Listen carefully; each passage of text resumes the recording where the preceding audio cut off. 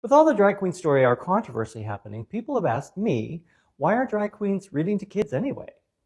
So I did some digging, and it turns out Drag Queen Story Hour was created in San Francisco in 2015 by Michelle T. and Radar Productions. Michelle T., a queer author, artist, and a new mother, couldn't find any kid-friendly book readings for LGBTQ parents.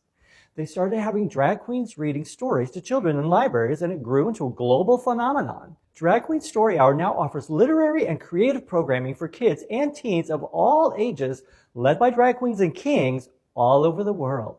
In a Los Angeles Times article, Michelle T. said, "It's like the Muppets. Kids love it because it's wildly imaginative, and adults love it for the same reason. It's also gotten a lot more straight," she says. "It's mostly straight couples now that bring their kids." The negative reaction to drag queens, T said, is no different than the obsession the right has with critical race studies or the 1619 Project or anything that's not about white heterosexual men.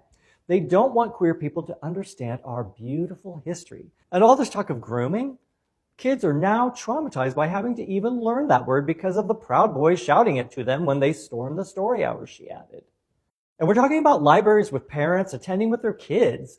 No one is forcing them to go there. And if there is twerking and grooming happening, well, someone's going to notice and stop it.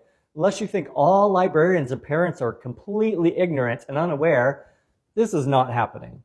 Now, don't get caught up in the twisted hysteria of anti-drag queen propaganda. The mission of Drag Queen Story Hour, according to their website, is to celebrate reading through the glamorous art of drag.